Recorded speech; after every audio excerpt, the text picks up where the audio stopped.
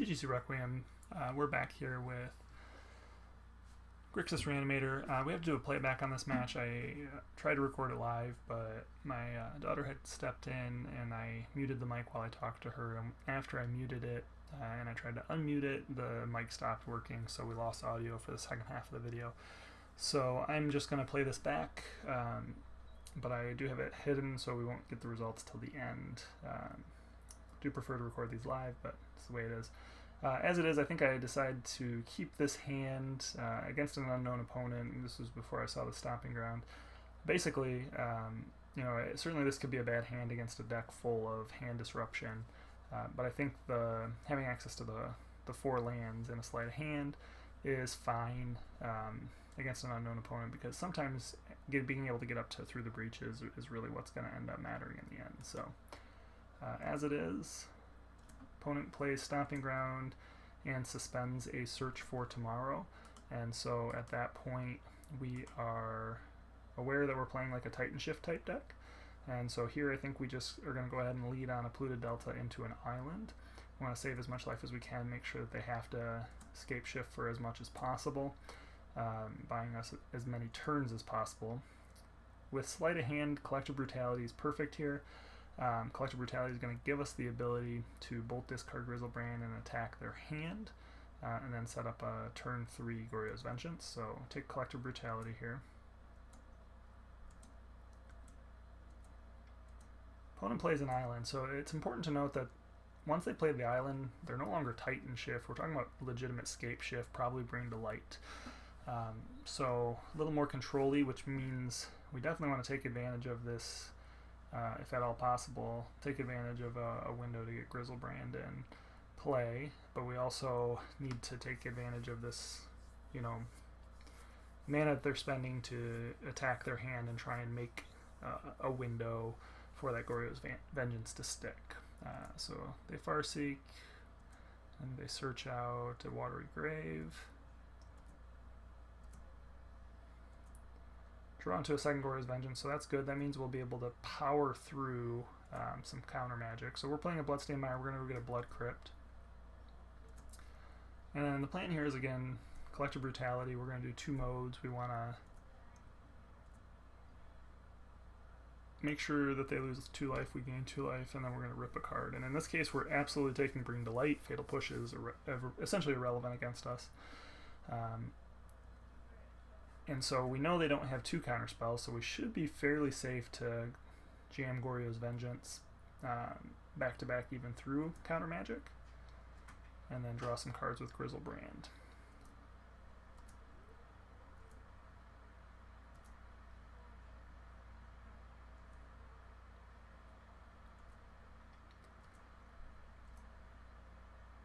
Opponent plays Worldly Council. They have 4 land types, so this lets them actually look at the top 4 cards of their library and then put 1 into their hand. This does make us a little worried that our opponent might have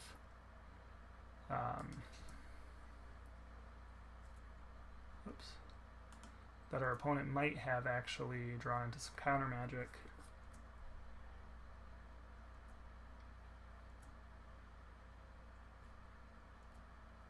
But then they do spend their mana on a Sakura Tri-Belder, and I'm pretty sure they cast put a Valakut into play. So that is actually pretty good for us. That means we know we don't have counter magic, so we get to take a run with Goryo's Vengeance here. So we're going to go after Grizzlebrand. And before attacks, the opponent just sacks to go get another land. We're going to draw 7. And the big thing we're hoping to, we haven't played a land for turn.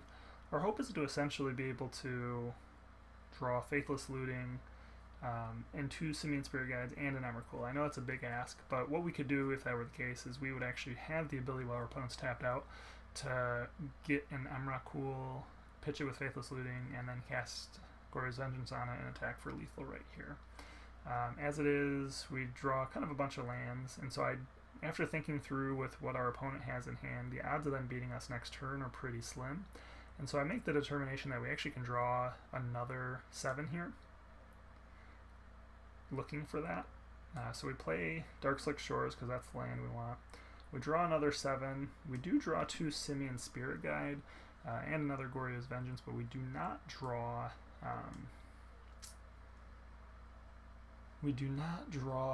Emrakul, so we're just shy of doing what we want to do. We could Faithless Looting, and if we Faithless Looting and draw into an Emrakul, then we still can do it, but that's only 2 cards out of 33, so 4 out of 33. Get 2 shots at it, just not great odds. So as it is, we just are going to go ahead and attack here. Gain 7 life.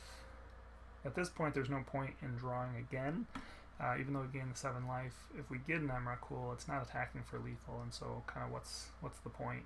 We're going to be able to pitch a couple Grizzlebrand and then just go for Grizzlebrand next turn.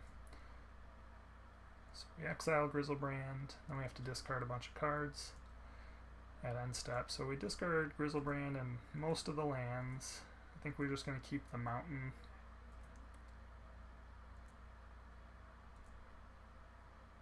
So we do have the ability to Simian Spirit Guide through the breach. But then kind of, as I'm looking at it, we don't really need Grizzlebrand because we have both Goryo's Vengeance. Extremely unlikely to have the Graveyard Hate main phase, in the main deck. So I think we're going to end up pitching the Grizzlebrand, and then we were originally holding up Izzet Charm as a way to counter if our opponent were to go for anything. But as it is, the question is kind of like, do you hold up that, or do you hold up the Through the Breach in case you draw into a Emrakul? And I think in the end, I kind of determined that we don't need Through the Breach, because if we do play for the Grizzlebrand, we're going to draw 7 more, and then the plan would be to Faithless Looting into a second Goryo's Vengeance. Yeah, so we pitched the Through the Breach there. Pass to our opponent. Opponent plays Steam Vents.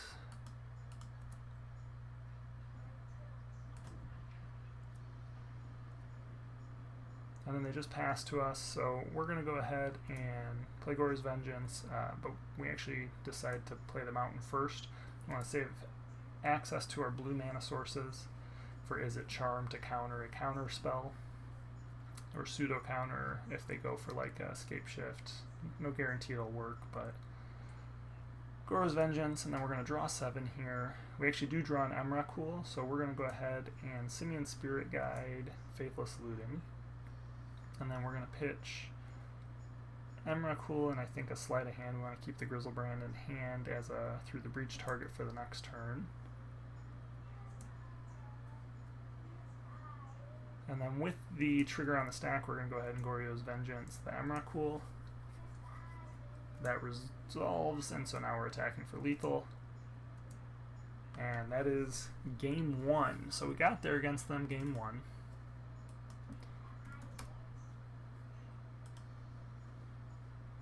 And then we move on to the post-board game.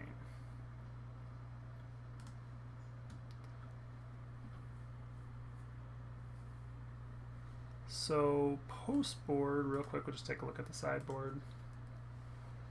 We pulled out one of the Goryo's Vengeance. The Liliana's Death Majesty doesn't really do anything. The match is kind of too fast. It's not long and grindy like a mid-rangey deck where we might want Liliana. But we did take 2 Goryos, a couple Faithless Lootings out, and then we took out a Mountain. And this was to bring in, if we look at the sideboard, a Boseiju, 2 Dispels, 2 Thoughtseize. So I'm missing 1 card here. 1, 2, 3, 4, 5. Yeah, so the 2 Faithless Looting, the Mountain, Liliana, and Goryo's Vengeance, and we brought in the Boseiju, the 2 Dispel, and the 2 Thoughtseize. Now, it is possible Jace Vryn's Prodigy be worth bringing in just as kind of like a little bit grindier card, but I think of this more against like a true control deck than like combo control, but it is still possible that this would be worth it here.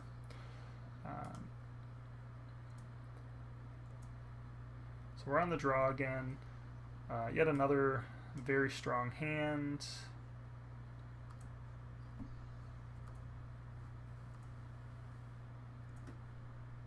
Opponent mulligans down to 5 cards, so that's a good sign for us. Leading on Overgrown Tomb, probably one of the weaker cards in their deck. Weaker lands in their deck based on how they're deck plays out. I suppose they still have access to green mana, and that's important. So I think we're just going to play out a fetch land here. We could Thoughtseize right now, but since we know we're not doing like a Goryo's Vengeance or anything next turn, I think it's better just to wait and then use the Thoughtseize the following turn. And then that way we're giving ourselves more time to set ourselves up to take whatever countermeasures they have right before we try and attempt to like Goryo's Vengeance or Through the Breach. Opponent plays land, just passes. So we go ahead and crack our turn, go get a Watery Grave sideways. Draw an Is It Charm. Is It Charm is going to be good. That'll help us maybe protect a combo if we go for it. So I think here we could Thoughtseize. My assumption is my opponent is holding up Remand, and it may not be that they run Remand anymore. They used to run Remand in this spot. And so I actually hope that they'll Remand it, and so then we'll basically Delta and Thoughtseize again. So I'm actually going to cast Thoughtseize before I play my land. And unfortunately they negate us instead of remanding us, so it just goes bye-bye for sure. And then at this point, since we're not Faithless Looting this turn, might as well just play Polluted Delta and crack out another sideways shock at the opponent's end of turn. Opponent plays a Relic. That is relevant. Relic obviously can make it difficult, especially as they hold up the mana to threaten exiling the entire graveyard. So I think here we're just going to go get a Blood Crypt, and that way we have kind of access to all our mana as we need it. So Spire Bluff Canal, and then we're just going to go ahead and Thoughtseize our opponent. Now our opponent has Negate and Snapcaster Mage. Snapcaster is typically a better, stronger card, but access, if we take the Negate, then they have to have 4 mana to Snapcaster Mage Negate. And so, since they don't have any other cards in the graveyard that we're concerned about, I think we just take the Negate here and basically let our opponent have to waste all their mana to protect themselves. And that also makes it harder for them to hold up Relic of Progenitus. And then I think I'm just going to pass, though. We don't have any way of going for it with Faithless Looting right now. Almost rather end step Is It Charm to try and draw into lands and Through the Breach in a couple turns. Opponent really isn't putting any pressure on us. Again, we know that they have a Snapcaster Mage. Here they play out a Sakura Tribe-Elder, just more ramp. Still, we know what's in their hand. So typically like to lead with Serum Visions before Faithless Looting, kind of set up what you're going to draw discard. So we'll go ahead and lead on a Serum Visions. Boseiju is perfect, and I think at this point with a Boseiju and I guess we did now draw Goryo's Vengeance. The concern with Goryo's Vengeance is our opponent is still holding up Relic of Progenitus. So what we could do, if we were to Faithless Looting, we could draw Boseiju, play Boseiju, discarding Emrakul or Grizzlebrand. But if we do that, in response to Goryo's Vengeance, the opponent, which would be uncounterable, the opponent's going to be able to exile our graveyard. So I make the determination that I'd rather just go for a Through the Breach here. And so I put the Faithless Looting on the bottom, the Boseiju on top.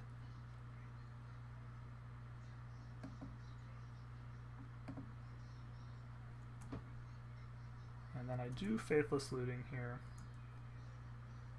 And the intent was to pitch Grizzlebrand. And we figure we can pitch Grizzlebrand because if our opponent tries to Relic us on end step, we can Goryo's Vengeance in response to that and then just draw 7 cards off of that. So we were going to pitch a Grizzlebrand. We end up drawing into a second Grizzlebrand, which is pretty great. And so I end up pitching Is It Charm instead of the Grizzlebrand, because I figure at this point,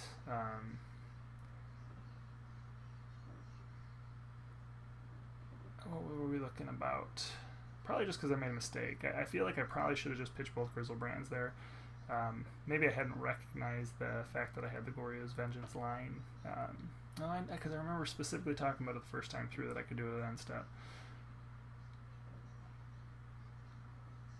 Not quite sure.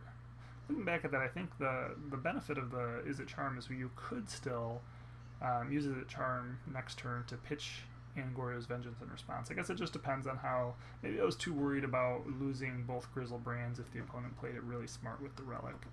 And so we just, again, either way, we were kind of looking to, at this point, play to a Through the Breach.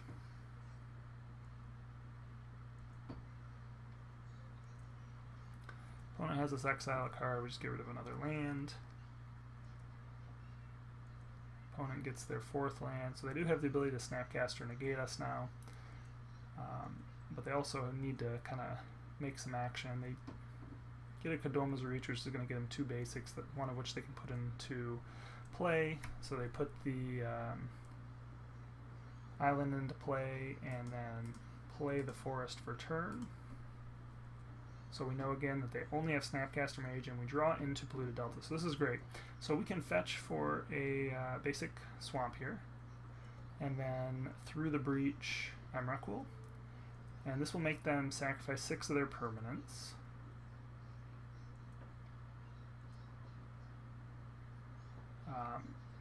So they take advantage of Relic at this point to exile the Grizzlebrand because they know they're probably in trouble if they don't do that right now, even though it will cost them all of their mana. And they do get to draw a card, hopefully they'll hit a land basically. The problem they're in right now though is once they lose all their lands, that Snapcaster Mage is essentially a dead card.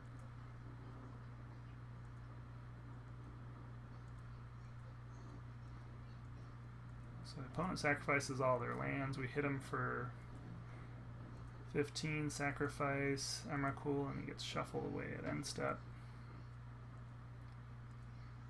Opponent does hit a land, play it sideways, and when we hit a Dark Select Shore, so now we're actually getting close to being able to hardcast Grizzlebrand if we needed to. Second Emrakul, not really the best draw in that spot. The opponent gets the Misty.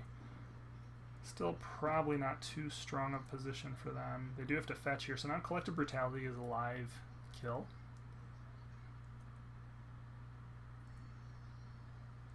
Opponent hits a 3rd land.